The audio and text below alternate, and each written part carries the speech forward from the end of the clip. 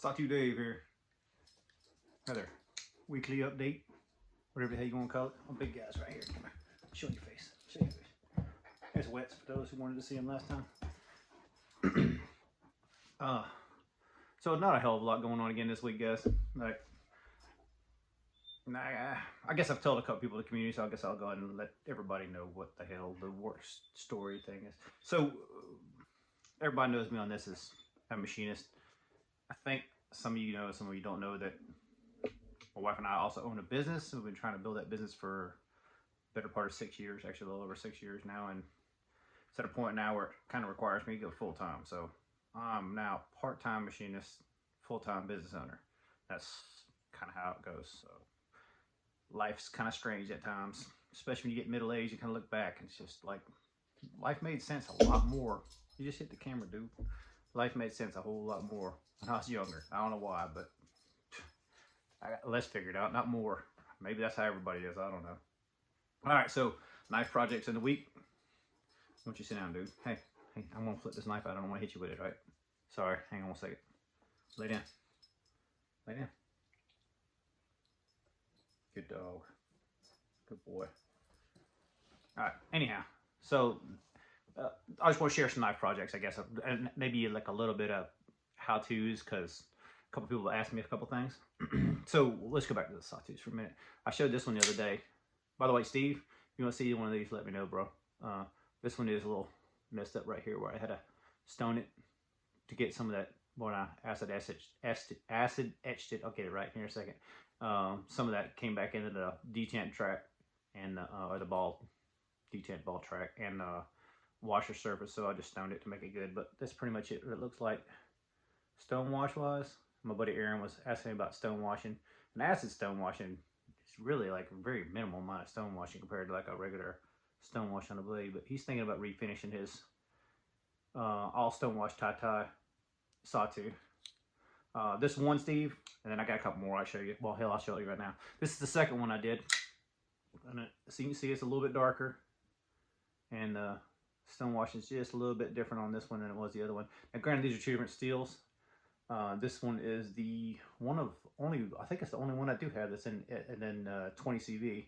The other one's S30V. I prefer the S30V personally because I'm a little bit rougher on knives and I'm not really using just to cut. I kind of pound a little bit with them too. But this other one, Steve, if you're interested in this one, we hooked that one up too. This one does have my back spacer. The other one I showed a second ago has my tie scale and my back spacer, so you get the experience either way, I guess, more or less.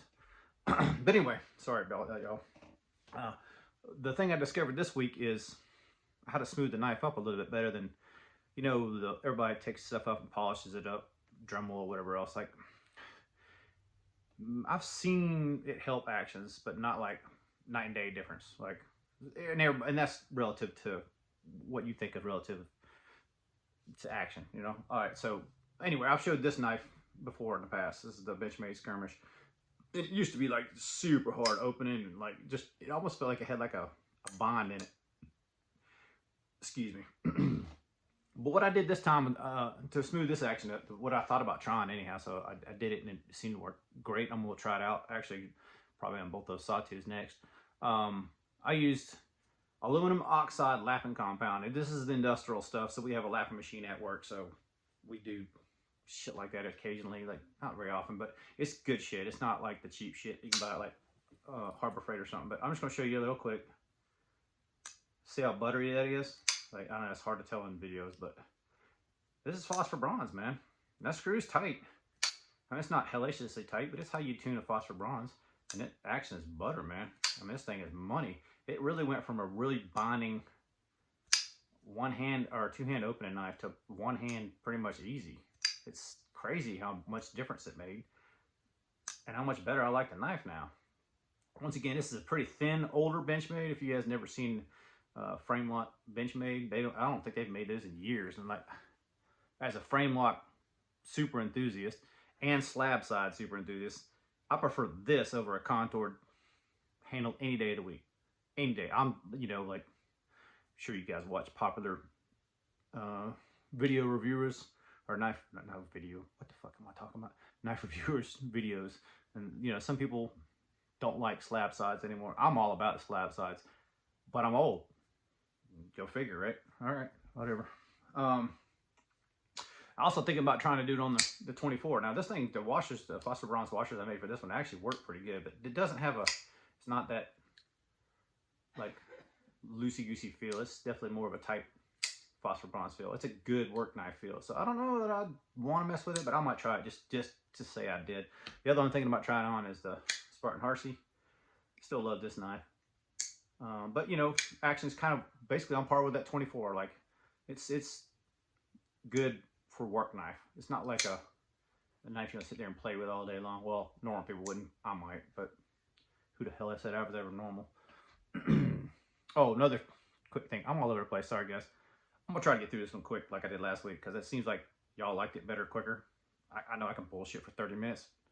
I like to sit here and talk to y'all like you're sitting here, and we're just shooting the shit. So primarily, this one's more or less talking with Steve, and then hope y'all pick up something on the way, because Steve's gonna let me borrow his J2. I'm super excited about it because I've lent out a ton of knives, man, and people have offered to send me stuff back. It's just I wasn't really. They're not into the same knives I'm into, so like it's, I don't know. It's not like I don't want to see stuff they have. It's just not. It's not. I know I'm not gonna be interested in it. So like I don't know. Going back and forth to mail shit's a pain in the ass for me. So like if I want to see a knife, it's got to be something I really want to see. That doesn't make sense not. But anyway, Steve's letting me borrow his J2 Scotch and Things. In case y'all hadn't seen his channel, go check his shit out. We like very much similar knives and kind of approach the whole knife game in a similar manner, I guess I'd say. Similar, not, you know, everybody's different. But anyway, Steve, what I was going to say is, you know, I think you had a infraction, and I made these pocket clips a while back. This is actually a blem because I made a mistake on it. But if you're interested in this pocket clip, I think I got another one, something floating around somewhere. Let me know, dude. I ain't going to use it. I mean, this is a blem, but it's already on this knife. I ain't taking it off. I'm not buying another infraction. I do like this infraction, but I'm not buying another one. So if you want the other pocket clip, let me know, man. I got it. I think you or your brother one owns one. Either way, it'd be something cool to get to you if you're interested. Another, I guess, backing up for a minute. I told you guys I was part-time at the machine shop now, more or less.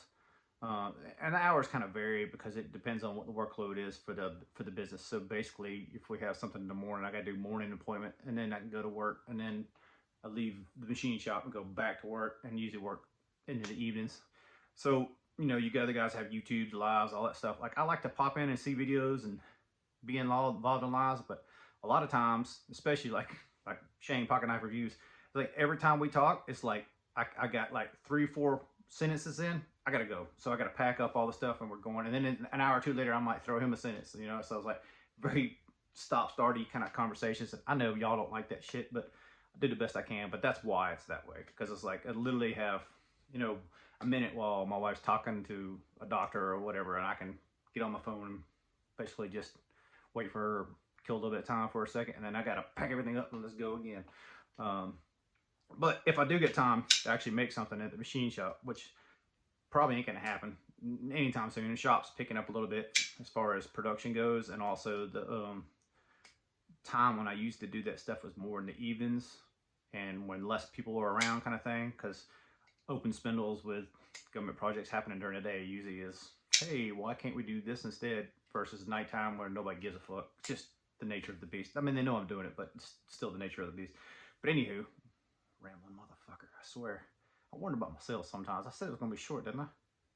Hell's wrong with you, son? All right. Anywho, I think about making a titanium scale for that RMP Medford. You guys know this one, right? You've seen it before. It's just got that G10 scale on it. It's probably the only G10 scale knife I have left that I just absolutely despise. Like I'm just not a fan of G10 sides like that. I don't know why. I just like. I got two XM and a Eclipse. Hang on one second. I'll pop them out real quick. Both those guys with their G10 sides on them, but it don't bother me, man. I don't know if it's the texture, the fact that they got that nice thick titanium liner like between it. I don't know what it is. A couple ZTs maybe, or yeah, a couple ZTs probably had the G10 on them too. They're just not my favorite, man. Like I just don't dig the G10. So I think the next thing I'm gonna try to make is a scale for that RMP to go full tie with it. As far as I know, I've never seen another one. I don't know if you guys have or not, so might be cool to do it. Time, who knows? I would like to get the machinery to be able to do it here, but you know, you start thinking about that kind of stuff and like, okay, there's the machinery. Can you swing that? Yeah, probably. Then you talk about coolant and oil, power to be able to run the machine, tooling, tool holders. Like, it's a whole buttload more money in the other stuff. So I don't know, man. Like, I'd like to jump in and try it. I just don't know if it's really plausible. I mean, I ain't got enough time to do. Hell, I can only do this Sunday evenings, so I don't know. Oh, Brotherhood of the Blade. Shout out Pistol Pete. If y'all don't know who Pistol Pete is, go check his stuff out. Another cool dude. Does a lot of the kind of like the real testing and that sort of thing. I mean, the style of knives that he's into ain't necessarily the style of knives I'm into, but I like to watch it anyhow. As far as community goes, like Scab shouted me out twice. It's helped, dude. I really appreciate it. Choirboard Cutlery. If y'all don't know his channel, then you probably should go check him out too. You definitely should go check him out too. Solid dude, and really hadn't even talked that much, and dude shouted me out, and I was like, it's a pretty solid thing to do. I mean, I thought it was cool as fuck personally. I was kind of blown away by it because most of the people that have given me shout outs, we've had conversations, interactions, that sort of stuff, and really ain't had a whole lot with him, man. So it was really cool of him to do that. Oh, one more thing. When I was talking about the acid stonewash, let me get this thing real quick. Hang on a second. Sorry about that. My buddy Aaron was asking me about stonewashing, and like, so Nathan's Knife's done some videos, Stasa's done some videos. There's tons of different videos about washing, acid stonewashing, or just stonewashing in general. For you guys that don't have tumblers, want to try that shit yourself. Like, I do sports formula for vitamins and stuff like that, but this is just one of those little shakers, right? You can't see in the bottom, probably. Yeah, there's just very little media in there, right? It doesn't take much media. You can tumble with like WD-40 for like a liquid, or you can use water. You just gotta be careful how much you do it. And with titanium, it ain't gonna matter. With the steel, it probably will. But you just take, like with that sawtooth, when I did the sawtooth, I did the scales, everything, hardware, I did everything. Obviously with your threads, you wanna protect your threads. Or if you're doing some kind of screws, that sort of thing. But if you take the hardware, especially in the sawtooth, and just screw the male to the female, chuck it in the bottle, it don't take long, man. That's all you have to really do. You don't need a tumbler. You don't need any of that professional stuff to do it. You just need the media. So the media is available. I'm pretty sure I got this through the link that Nathan's Knives did in the bottom of his. So for any of you guys interested in how I did that, all the supplies and stuff, I think it was like 40 bucks or something for everything to acid stonewash it. I've done it to those 2 sawtooths, and that's it. And I've got enough to probably do another 100 knives. Like, it's the materials last a lot longer than what you would think they would last. So if you're interested in doing mods yourself, I highly encourage trying to do it. Like, I know most people start with cheaper knives, but I'm one of those idiots that just jumps in with both feet to see what happens. You know, like, the way I look at things like that is like, if I mess it up, then I'll fix it. And I have. Like, I mean, there's mistakes were made. Both them sawtooths have some mistakes, but not night and day mistakes.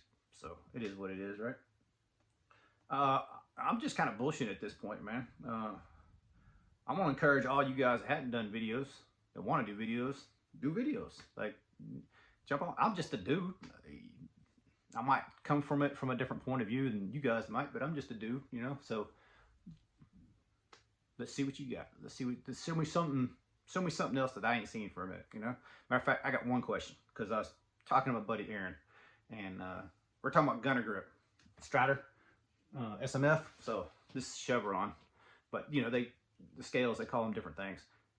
He said that gunner grips weren't contoured, and all I remember I haven't bought an SMF in probably 8 years. So when they went above 500 is when I quit buying them. That tells you how old and how long I've been doing this crap. All the gunner grips I ever seen, all ever handled, all were contoured. I never seen a gunner grip that wasn't contoured, and he said they weren't. So that's news to me. I didn't know that. So you guys that are into SMFs, let me know in comments, whatever. I don't know. Maybe you guys know, maybe you don't. All right, I'm gonna call it there. Under 15 minutes for a short one for me. I guess we'll call it short. I guess we'll see you guys next week. Hopefully I'll come up with something else to bullshit about. I'm sure I will. All right then. Later, y'all.